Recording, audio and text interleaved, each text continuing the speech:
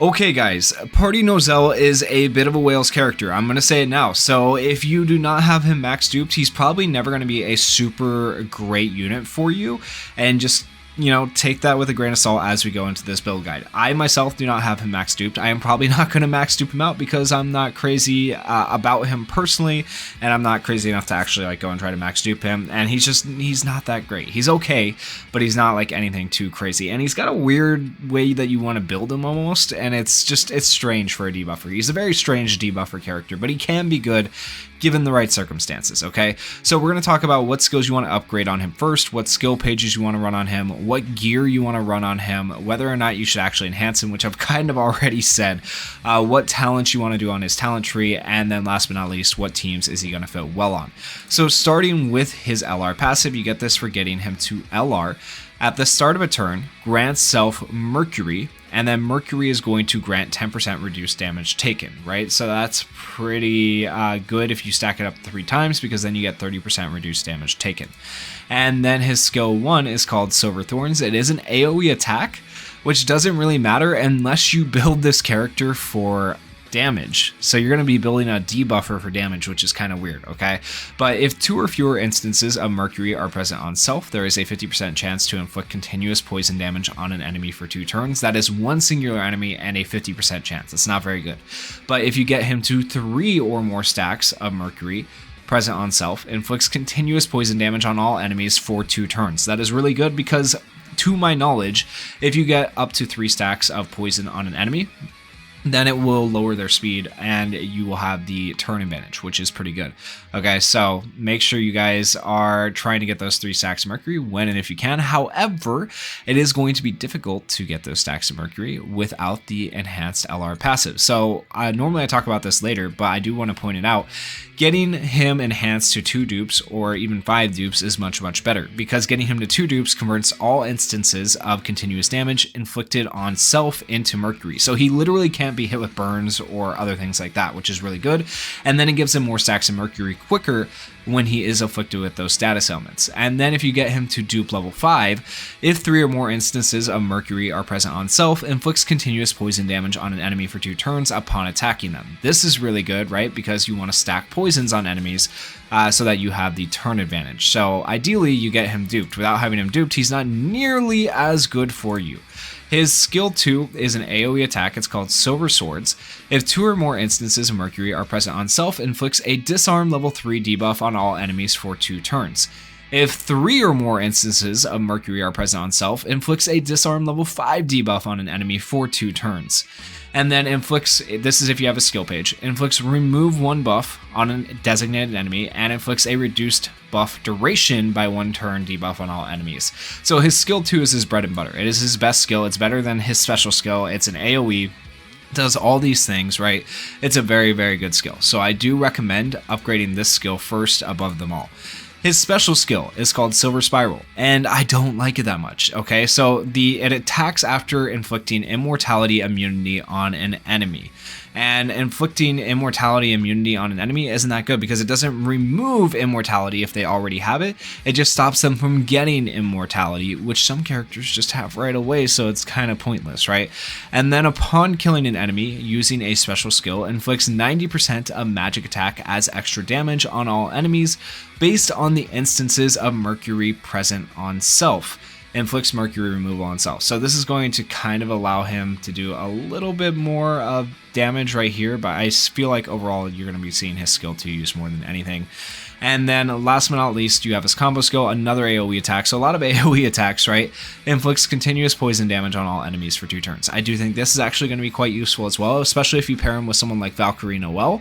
You could see this used quite a bit. So I would say upgrade skill 2, then combo skill, then probably skill 1, then special skill, in my opinion, for how you upgrade his skills and priority wise. Now, as for skill pages, I do recommend his skill page because it obviously gives you these 2 extra effects right here on skill 2.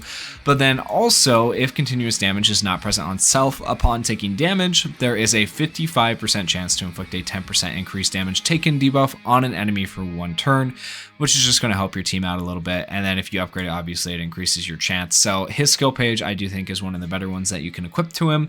Now, if you don't have his skill page, there are other options. The first option you can run is a more defensive skill page that is going to help keep him alive. It is called Moonlight Necklace. It applies a 40 to 80% increased defense and a 6 to 10% increased healing to yourself.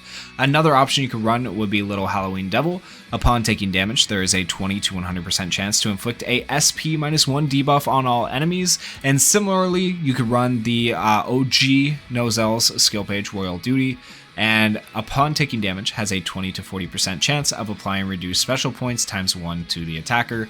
And last but not least, if you're building him more for attack, you could go for Breath of Darkness to apply 10 to 20% increased all attack to yourself. Now, in terms of gear for this guy, there are two ways you can build him, in my opinion. I would say one of them is to build him for a full mobility set and a half defense set to give him more speed and more survivability to actually do the debuffs and stuff like that. Now, this is not going to give him a lot of damage, and I feel like you are missing an opportunity using this type of build right here with him having so many AoE attacks, right? With him having all those AoE attacks, you probably want to maximize the amount of damage he can do, even though he is a debuffer. So I would say the better option would actually be to switch the gear set to something else. So let me show you what the other gear set would be. So the other gear set would be something like this, where you are going to run 6 pieces of magic attack gear and then magic attack gear here as well. Now you could actually swap one of these two pieces out or both of these pieces out for defensive gear to give him a little bit more defense, so he has a little bit more survivability. That is completely your call. But as for sets, you're going for a half mobility set still, and then you are going to go for this advanced gear dungeon set, which grants a 10% increased speed buff for 1 turn upon using a special skill. So this kind of makes up for the fact that you don't have a full mobility set on him, right? And then you are also able to run more pieces to get more substats for magic attack and stuff like that. Now, in terms of substats, I would probably go for magic attack substats, magic attack percentage specifically, defense percentage substats, and then maybe like some damage resist. I think those are going to help him out more than anything else. You could also go for crit rate and crit damage depending on if you're trying to go more for like glass cannon, but if you're trying to get like a balance of like tank and damage, I'd probably go magic attack percent and defense percentage, but that's really up to you guys. But you are going to need speed for sure in terms of sets because he does not have the highest speed, and as a debuffer you want your debuffer going before your attackers and other mages in your party, so you want to build him for a little bit of speed for his gear set. Now, we've already talked about enhancement, but getting him to 2 enhancement obviously, once again, allows you to turn continuous damage into Mercury, which is very good. And then for getting him to 5, you're going to get some crit resist at 4 technically. And then you also, if 3 or more instances of Mercury are present on self, are able to inflict poison on the enemy for 2 turns upon attacking them, which just makes him immensely better, right? So getting him to 5 dupes is very important, especially if you actually want to use this character and use him efficiently, and I think he's almost impossible to use personally inside of like PvP without having him max duped. He's going to be very hard to use. Of course, I will give it an attempt in a showcase later on, but that's just my opinion. Now, in terms of talents, this is what I would run on him. I'd run magic attack, and I would run the granting 2.5% stacking crit rate if you don't have the stone that allows you to move things around right here. I would then go for like a magic attack stone in the attack slot, and then for defense I would just go for the defense plus 20% and then the stacking defense and crit resist. You could always go for the debuff immunity when he drops below a certain amount of HP, but he's going to have so much damage resistance, I feel like that's going to be hard to drop him that low, so I do feel like it's better to actually just go for these 2 here on the defensive tree. And then I would go for a defensive stone right there as well that just gives you more defense to give him more survivability. And then for the support tree, you can go for the SP plus 1, or you could go for the 20% chance to grant reduced skill 2 cooldown. Like I said before, I do think the skill 2 is a little bit more valuable in his particular case, so I'd probably go for this. And then of course you got to go for the damage resist here, and then I would go for probably a speed stone there to give him more speed, because once again you want Nozel going before the rest of your team so that he can actually do his debuffs and whatnot. And that just leaves us with going over the teams that he can fit on. Alright, so basically there are 2 teams that I feel like work decently well with this Nozel, at least right now on the global side of the game. So this first team here is more of a PvP team, and the idea behind it is you would have the combo skill with Noel and Nozel together to be able to put your poison and give the invulnerability, and then he also has the damage reduction that he gives himself. He has damage reduction from Charlotte. You also have poison from Witch Queen, and he's also doing poison, so the 2 poisons together, you can stack poisons a little bit faster. You have the healing here and you have her insane nuke ability and defense that she brings to the team. So this is a pretty decent team for Nozel. Even if you don't have him duped out, I feel like this could work well for people that are free-to-play players or light spenders who are just trying to get a singular copy of the character. But of course, this team would also work really well with a max dupe Nozel as well if you are able to get him max duped. But this is kind of a team right here that I feel like Nozel could work no matter where you have him. So feel free to try this team out. I think it'll work pretty well for you in PvP. And then another team option would be the mono blue team. Of course, this gives you a chance to bring Julius back into the meta a little bit, try him out. But you have a ton of damage reduction with this team, like an insane amount of damage reduction, right?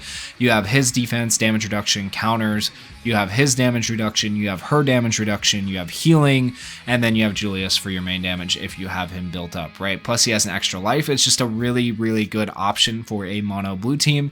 You could end up switching out Julius for other characters, like you could run Luck here if you have Luck built up. And you could give counterattack to your team, and then Luck has his own damage reduction built in as well. So Ceremony Luck could work well on this team. It's just a really solid option for a mono blue team. It is going to be a little bit harder, in my opinion, to run mono blue in PvP, but the nice thing is you can almost take a mono blue team and challenge a mono green team because you have the DOT removal and stuff with these two characters that is going to allow you to survive things like Mara Leona and whatnot. So it's a pretty decent team. I think it would work out pretty well, but those are kind of the two main teams that I would run Nozel on right now. Let me know your guys' thoughts down in the comments, and if you guys did enjoy the video, please consider going down there, hitting that like button, and hitting that subscribe button. Thank you guys so much for watching. Peace.